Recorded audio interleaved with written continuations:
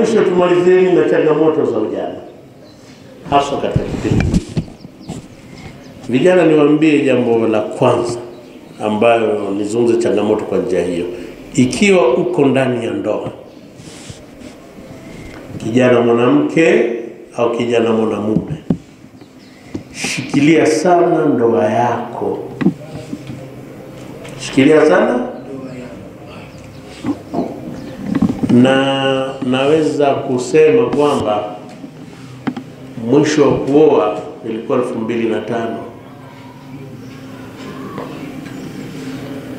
Mwisho wa kuoa ilikuwa 2000 lakini baada ya kuingia hizi tamthilia kuanzia miaka hiyo, tamthilia, simu, sasa hivi kuoa ni jambo la kubahatisha sana. Kumpata mke wa kumwoa na mke kumpata mume wa kumwoa ni kubahatisha mno. Wengi si wa kweli. Sisemi kwamba ambaye hujaoa usioe kwa maneno haya. Oa. Lakini uliokuwa na mke, mshikilie vizuri mkeo. Na mke aliyekuwa na mume, amshikilie sana vizuri mumewe. Yaani uone kwamba Mwenyezi Mungu amekupa tunu kubwa mno inayoitwa ndoa. Kwa sasa hivi kupatikana ni ghali, ni ngumu mno. Kuna pamoja. Kwa nini nasema hivi? Kwa sababu changamoto za wakati huu ni nyingi. Juzi ile msikitini tulizungumzia kuingizwa sasa katika hii dunia haya madoli, masanamu haya ya kike. Mlielewa vizuri ile mada? Hiyo kwa mwanamume ambaye yuko ndani ya ndoa, kama hajashikilia vizuri ndoa yake, na changamoto ya wakati ndio hiyo, hawezi kudumu na huyo mke wake. Kushikilia ndoa vizuri, ziko njia zake. Moja, epukeni sana miongozo ya vijiweni kuhusu ndoa. Kule vijiweni, hakika kabisa huwezi kupata miongozo sahihi kuhusu ndoa. Sana itakuwa kwamba anakusumbua. Unasumbuliwa vipi na mke wewe? Wewe unaona kama mwanamke bwana. Kule ni kupandishwa hasira tu. Vijiweni kazi yake kupandishwa hasira. Wewe unasumbuliwa na mke? Mimi sisumbuliwi, piga buti tu. Vile anakupandisha hasira, wewe umetaka kwenda kutaka muongozo kwa kijana mwenzako. Bwana, ndoa yangu inanisumbua sana kijiweni. Nifanyeje? Za mwanamke anakusumbuaje bwana wewe? Piga ndonga tu. Piga tu. Mimi sisumbuliwi bwana, sifanyi mjinga kama wewe. Anakubadilisha hasira. Ukirudi nyumbani, jambo la kwanza unamtafutia kosa kidogo tu yule mwanamke ili mkumute. Ni mwongozo unapatikana huko. Ili ndoa yako idumu, lazimiana na watu wa kheri, hasa katika zama hizi, wa kuongoze. Hasa katika vinginevyo mzee, utamwona kila mwanamke hafai. Utampa talaka, atakuja mwingine utampa talaka, atakuja mwingine utampa talaka. Lazima upate murshid. Vijana sasa hivi ni lazima upate mtu makini wa kuongoza katika masuala ya ndoa. Ndoa zina changamoto kubwa sana, na miongozo ambayo haifai ya ndoa ni mingi. Lakini na teknolojia nayo imeleta vitu vingi sana vya kuharibu maisha. Teknolojia ina faida zake, lakini hasara zake pia ni kubwa mno. Kwa hiyo hili nilitaka niwazungumzie katika changamoto, kuwahusia. Kama una ndoa, ishikilie, iboreshe ndoa yako mpaka ikae vizuri, kwa sababu ni bahati kubwa kuwepo kwenye ndoa katika kipindi hiki. Hili neno bahati kubwa, na hakika baada ya miaka 2 mtalielewa vizuri zaidi. Sasa hivi unaweza usielewe. Lakini kama uko ndani ya ndoa, una bahati kubwa kweli. Mungu amekupa neema kubwa, ishikilie. Lakini la pili, shikilia sana dini yako. Shikilia sana dini yako. Kwa nini dini? Kwa sababu ulimwengu tunaofuata sasa, sababu dunia nzima kusema kweli inaongozwa na watu wanaoonekana ndio wa juu duniani. Mataifa makubwa. Mataifa makubwa sasa yanaonekana kwamba ndio vinara vya kuharibu maadili na kuharibu utu wa mtu. Usiposhikilia dini, hasara yake ni kubwa mno. Nilikuwa namsikiliza ni Profesa Janabi yule, Mungu amjalie kheri, kwa darasa nyingi anazoelimisha. Au daktari gani simkumbuki, ndio matatizo kwa mtu mzima anapo kidogo kumbukumbu zinaondoka. Lakini katika jambo alilisema nalotisha, asema matatizo ya figo hivi sasa sehemu kubwa sana ni vijana. Vijana wengi sana na matatizo ya figo. Hawa wanaosema ni wale wanaopokea watu pale hospitalini. Na baadhi ya wazee wanaumwa na figo, imekuwa faraja yao kuona na vijana nao pia kumbe wanaumwa, anapata nafuu. Ni kama vile wazee wakiomba kifo cha wengi ni harusi. Sasa unajua kwa nini? Ni kwa sababu vijana wengi wameiacha dini. Ndio maana nasema katika ujana wako ushikilia dini, ujana wako ubaki vizuri. Wameiacha dini vipi? Kijana anakula kila kitu kilichoharamishwa. Anavuta bangi. Na yesa vijana wanasema bora hata hiyo bangi kuliko smart gin. Smart gin zika ndo naitangaza. Mimi nasikia tu sijui ya mambo. Lakini kuna vilevi vya kila aina.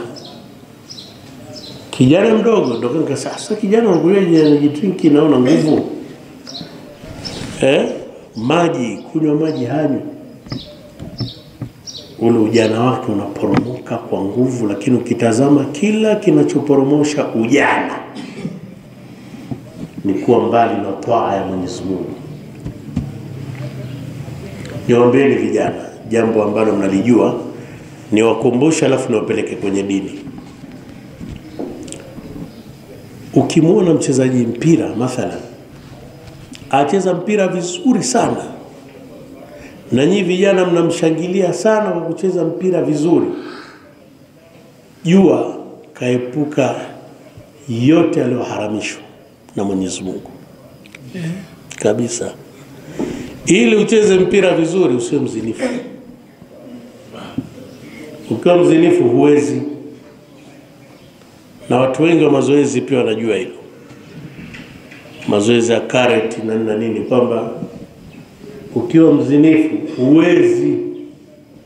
Kuna miko unaopewa. Wale wachezaji mpira wale wana miko. Kimwona tu wacheza vizuri sana, jua huyo kacha yote aliyoharamishwa. Hatakiwi awe mlevi. Ndio maana moja ya kashfa wachezaji akiwa mlevi ni kashfa. Akiwa mlevi mpira wake utapotea. Karate bwana si haitaki zina. Inataka maadili. Ukimwona mchezaji mpira yuko vizuri sana, jua havuti sigara.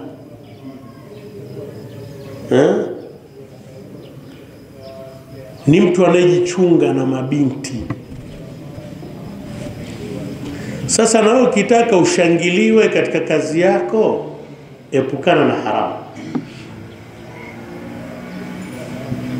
Pamoja na kwamba wale wanafanya kwa ajili ya maslahi yao, na wewe fanya kwa maslahi yako. Kwa moja ya changamoto inayokabili vijana ni ndoa zao, lakini la pili kukosa wakati unaotosha wa kumwelekea Mwenyezi Mungu, wakati unaotosha wa kutekeleza hata maisha yako. Vijana wengi sasa hivi kwenye simu, na hiyo TikTok ndio kabisa kwa vijana, ndivyo sivyo? Unaweza kutumia hata masaa 3 pale, hujihisi kama umetumia muda, sio? Na ile ikishakuwa ni ulevi, muda mwingi sana utapoteza kwenye simu. Kwa hiyo utakuta vijana wengi watafumwa na uzee. Amefumwa na uzee, hajauandaa kwa sababu ya kukosa wakati, kwa sababu ya simu. Chukueni ya maneno uyafanyie kazi. Lakini mbaya zaidi, anakosa wakati kijana wa kumwabudu Mungu wake kwa sababu ya changamoto za hizo nini? Simu.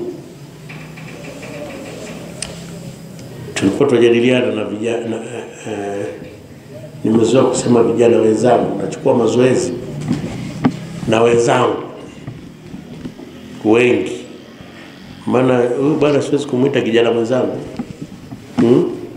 ataona ninatafuta tu ujana.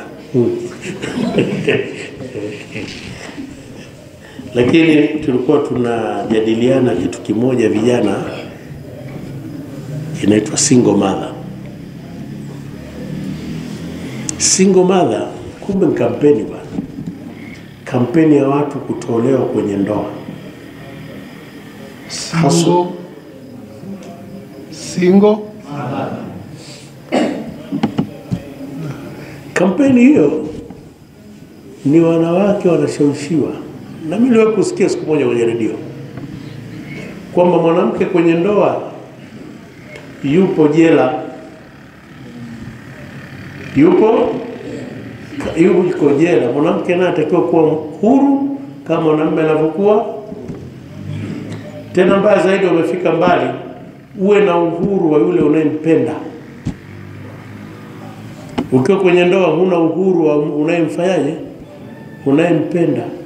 Kwa wanawake wajikomboe kwamba wawe huru. Ni bora uwe unajishughulisha, uwe na shughuli zako za maana na nini. Hii kuolewa hii achana nayo. Hilo jambo limeenea sana. Walikuwa kwenye ndoa na ngoka kwenye ndoa, na ambao hawajaolewa hawaingii kwenye ndoa. Ndio maana nikasema shikilieni ndoa zenu. Namna kushikilia ndoa yako sio kuwa mbabe, ni kufanya mpaka yule mke aone furaha ya kukaa ndani ya ndoa yako. Sio kuwa mbabe. Kuwa mbabe mke utamwezea wapi? Kuna bwana mmoja simtaji, ana maneno yake yanatia uchungu kweli kweli, asema mke ni kama bahari. Najua bahari mpana sana. Ukizuia Zanzibar, kuna watu wanavua wapi? Bagamoyo.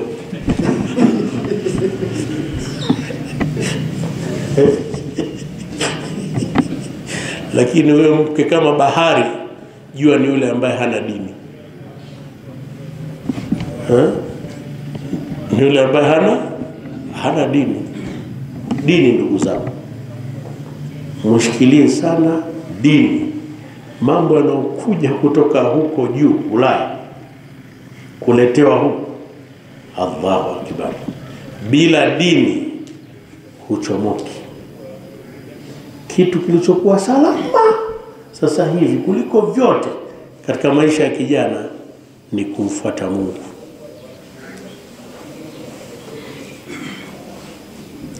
Nimesikia, lazima niseme nimesikia kwamba kuanzia mwaka 2025 kutasherekewa sikukuu ya shetani kumshinda Mungu. Unajua lengo nyinyi vijana, kwamba shetani kamshinda Mungu. Hiyo sikukuu ya dunia nzima. Allahu Akbar. Sasa kipindi hiki usipoifuata dini, hasara haiwi kwa Mungu wala kwa shekhe wala kwa kiongozi wa dini. Hasara inakuwa kwako wewe mwenyewe, waharibu maisha yako na waharibu akhera yako. Dunia yako itaharibika na akhera yako itaharibika. Haya yote niliyozungumza, nikisema nimalize vipengele nilivyovipanga, tutachukua muda mrefu, alafu tutafuta haya yaliyotangulia. Muhimu tumalizie hapa kusema kwamba kitakacho tusalimisha sisi ni kuifuata nini? Dini inavyotakiwa. Ndoa yako ili uwe na furaha nayo, kigezo cha kwanza ni dini. Sasa furaha ya ndoa inaondoshwa na kutoaminiana, si ndivyo? Ndoa, furaha ni kitu kimoja haswa ndio kinaondoa furaha ya ndoa, kimoja tu, kutoaminiana. Na ili muaminiane, hakuna sehemu yoyote inaweza kukufanya muamini mkeo au mke amwamini mume, ila ni ule mume au mke kushikamana na dini kama inavyotakikana. Yani mke asimuogope mume, awe anampenda mumewe, bali amuogope sana Mwenyezi Mungu. Chukua hiyo jitahidi mkeo asikuogope, bali akupende. La tatu, amuogope sana Mwenyezi Mungu. Jitahidi mume asikuogope kwa mke, bali akupende, ila muogope sana Mwenyezi Mungu. Utakuwa na furaha sana kwenye ndoa yako. Hiyo misemo chukueni, tastarehe. Vinginevyo huwezi kuwa na raha kabisa. Ndio maana passwords hizi simu zote hizi ziko ngapi? Hizi zote hizi zina password. Password nadhani maana yake kubwa ni lock, ni funguo, si ndio? Kufuli ya kufungia mambo yako. Lakini mimi ninavyofahamu, sehemu kubwa password hutumika kwa kutoaminiana. Ndivyo sivyo? Na ukiona simu ina password nyingi, jua hao watu waaminiani sana. So kuna password ya screen na kuna password pia kwenye message, na kuna password kwenye WhatsApp, pia kuna password kwenye picha Sasa wewe si mtu wa mashehe, password kwenye picha ya nini?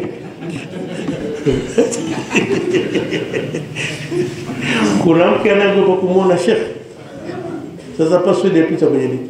Yani msingi wake kutoaminiana. Kwa kuwa na hizi password nyingi mno kwenye simu ni dalili ya kwamba maadili ni mabaya sana. Na katika jambo mwanamume mwenye hofu nalo zaidi ni kutojua simu yake iko wapi. Ndio? Na hofu inazidi pale akigundua kwamba simu yake kakamata mkewe. Alafu hana hakika mke anajua password hajui. Sasa maisha ya namna hiyo yanafutwa na dini. Haya maisha mabaya kabisa ya kuwa na wasiwasi mkubwa kiasi hicho. Na mume naye, na mke naye ndio hivyo hivyo. Simu yake,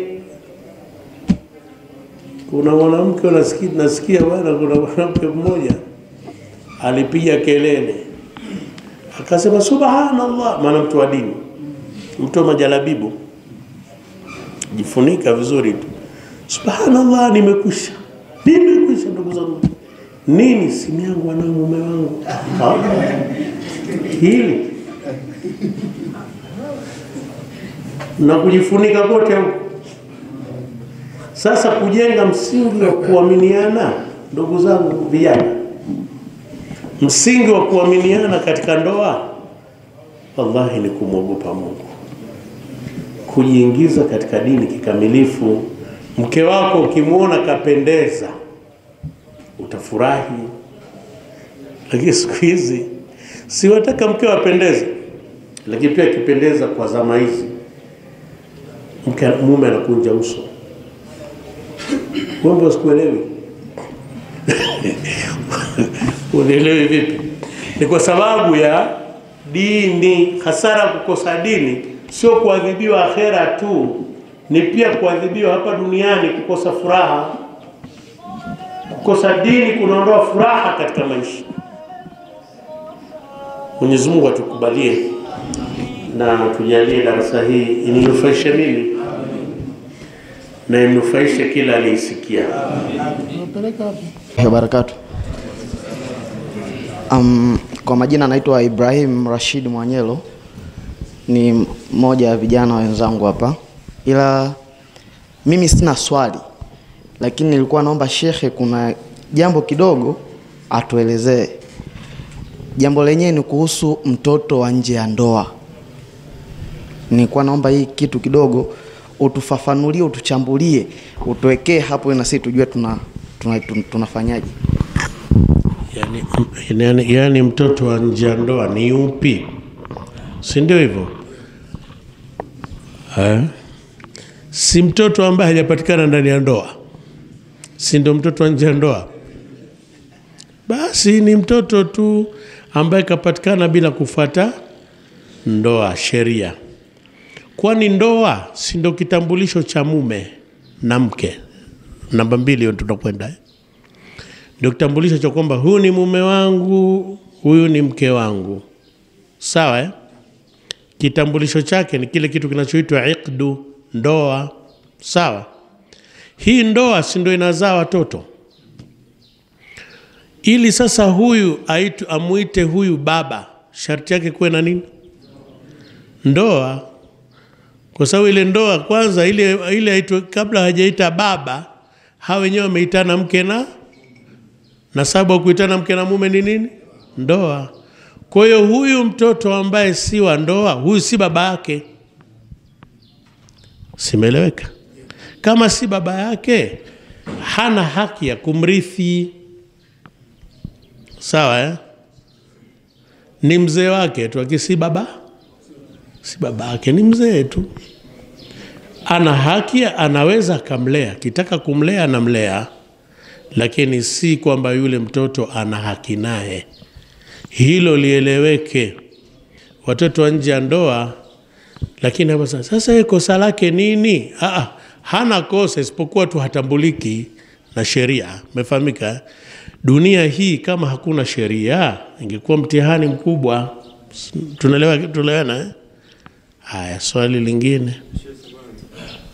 Kuongeza mada nyingine kwenye kuozesha watoto wa ndoa, wale baba zao wale mawalimu wanakuwa mawalimu.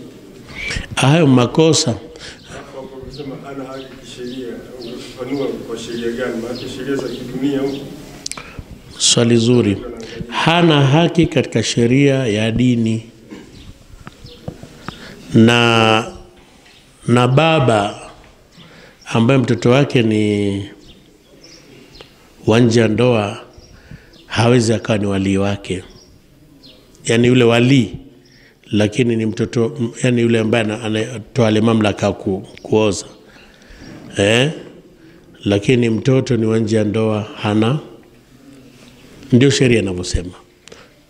Ufupi tu wewe, hiyo hata ukitumia tu akili ni kwamba kwani si hapo asema yule ni mume wake, yule ni mkewe, sio? Kinachokufanya useme hivyo ni nini? Akizaliwa mtoto, yule ni baba yake, yule ni basi, kinachofanya useme hivyo ni kama hakuna ndoa, yule sio baba yake. Manake huwezi tu kusema tu watu wanapita sokoni alafu useme yule mama ni mke wa fulani. Haiwezekani bila ndoa, sio? Kwa ndo hivyo mpaka inaenda mpaka kwa mtoto. Swali moja tu kwenye mada. swali moja kwenye mada hizi zilizoongewa. Assalamu alaikum wa rahmatullahi ta'ala wa barakatuh. Kwa jina naitwa Uthman Ramadhani, ni mmoja wa vijana. Mzee, mimi nilikuwa naomba sio ni swali au niseme niombe unisaidie kidogo. Hapa uliposema katika ujana ndio muda kuandaa uzee. Kuna muda sisi kama vijana, moja changamoto ambayo tunapitia ni kwamba katika huu ujana wetu, katika labda wengine tumeajiriwa, wengine tumejiajiri, lakini riziki unaoipata bado haijafunguka kuiandaa kesho yako. Sasa ni njia ipi ambayo Sheikh inshallah utatusaidia sisi vijana tutamkurubia Allah imradi tufikia kuandaa uzee wetu? Kuandaa uzee haina maana tu kwa kuwa na pesa. Umeeleweka? Kuandaa uzee ujiepushe na mambo yasiyofaa. Vijana mjiepushe sana na starehe. Maaswi yanakufanya unakuwa mzee ambaye umechoka mno. Mzee ambaye una misukosuko mno. Mzee ambaye una tabu nyingi. Mara nyingi ukiona wale wazee ambao bado yuko fit, juu yale matokeo ujana tu. Mzee ambaye kachoka sana, kama sio maradhi, basi ni matokeo ujana. Umeeleweka? Kwa hiyo cha kuwasaidia ni kurudi sana kwa Mungu. Kwa kama nyusia tulizotoa, mrudi sana kwa Mwenyezi Mungu, mshike sana sheria ya Mungu. Unajua wakati mwingine niwaambie vijana, kuna propaganda ya kwamba mtu alishika dini kapitwa na wakati. Kwenye vijana mnayo sana hiyo. Sio kweli. Kupitwa na wakati, uwe kwenye dini unaweza ukapitwa na wakati, na usiwe kwenye dini pia unaweza ukapitwa na wakati. Ukiwa kwenye dini unaweza ukaendana na wakati, ukiwa nje ya dini pia unaweza ukaendana na wakati. Hii ni dhana ya kwanza ambayo mnatakiwa muifute, kwamba watu wa dini hawajui dunia. Sio kweli. Waweza kana ijua dunia ndani nje kuliko wewe, lakini haifati tu wala hataki hiyo habari. La pili, katika vijana, moja ya propaganda kubwa ni kwamba watu wa dini ni watu ambao ukifuata dini maisha yako yataharibika. Utakuwa umechoka, maisha hayo mazuri. Hivi sio kweli. Si kweli. Huyo ni mgawanyo tu wa riziki Mungu anatoa. Kati mwingine mtu wa dini anaweza akawa na maisha mazuri sana. Hayo mnaoita mazuri, maisha ya juu kuliko asiyekuwa na dini, ndivyo sivyo? Na wakati mwingine mtu asiyokuwa na dini akawa na maisha yanaonekana ya juu kuliko mtu wa dini. Huo ni mgawanyo tu wa maisha, nyewe mjaona. Kwa propaganda kama hii pia isiwatawale kwamba ukiwa mtu wa dini utakuwa mtu wa kuchoka kimaisha hivi. Sio kweli. Umefahamu? Si lazima ukiwa mtu wa dini uwe kwamba unamiliki majumba, magari, sio manini. Si lazima. Hiyo ni mgawanyo wa Mungu tu. Na si lazima usipokuwa mtu wa dini ukamiliki hayo. Ni mgawanyo wa Mwenyezi Mungu. Lakini la tatu, katika vijana, kila kijana anataka aonekane mtoto wa mjini. Yaani naona jitihada nyingi za vijana ni kuonekana mtoto wa mjini. Na kuonekana mtoto wa mjini maana yake asionekane mshamba. Na utoto wa mjini ukitazama tafsiri yake ni nini? Ni kuwa na tabia mbaya. Yaani mtu akiwa na tabia mbaya, kavaa suruali nusu, kichwa kabakiza vinywele vitatu tu vinne juu, anazungumza maneno ya kifedhuli, hivyo eti ndio mtoto wa mjini. Mimi niwaambie, utoto wa mjini ni kuwa na maendeleo na kuwa na ustaarabu katika dini yako, na kuwa na katika dini yako pia na dunia yako upate maendeleo. Sasa naam, hilo limepelekea vijana wengi sana kupotoka. Kwa mfano, mtu anamuiga sasa huku anamwiga mtu labda wa Ulaya, mwanamuziki mkubwa huko Ulaya, mathalan nani? Hebu mtajeni. Nani? Jay-Z. Wewe Jay-Z wamjua? Sasa Jay-Z katika ujana wake, katika dunia yake, kakusanya mamilioni ya pesa. Umefahamu? Yaani ule wakati wake ujana pia hauchezei. Anakusanya kulingana na upande wake aliokuwa nao. Sasa wewe mwiga Jay-Z kwenye kunyoa viduku tu, una hata shilingi moja, wataka onekane kama Jay-Z. Hiyo iko sawa kweli? Kwa hiyo vijana msipotoke.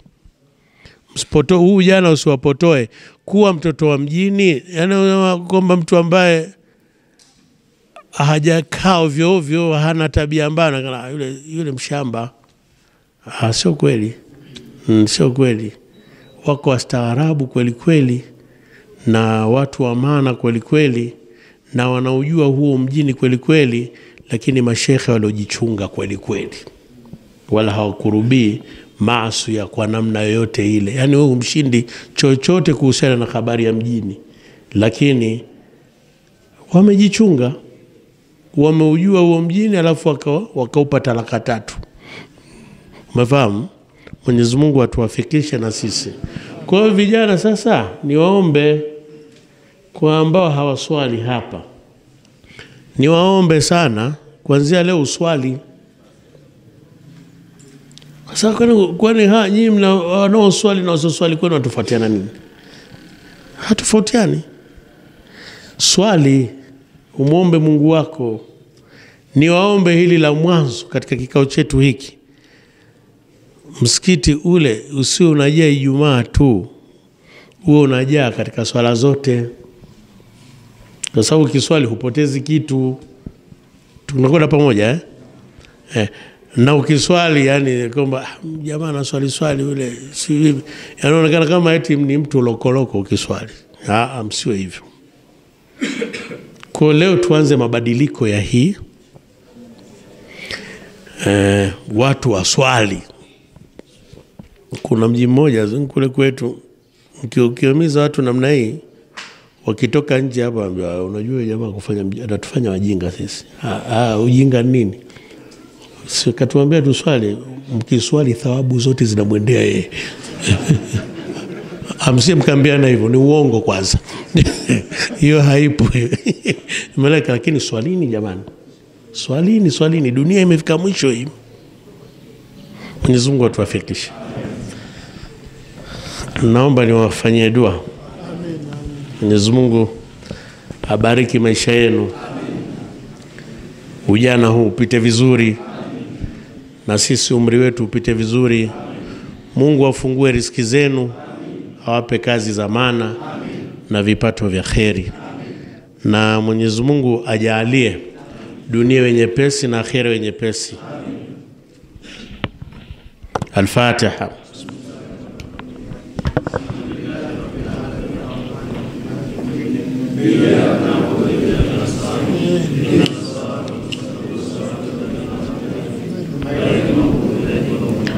نحمدك ربي ونصلي ونسلم على رسول الله صلى الله عليه وسلم.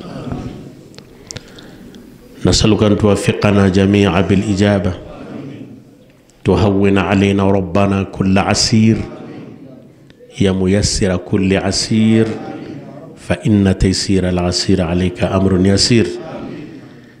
نسألك ربي التيسير والعافية المعافاة الدائمة.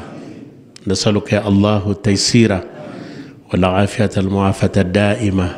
نسألك اللهم يا ربي التيسير والعافية المعافاة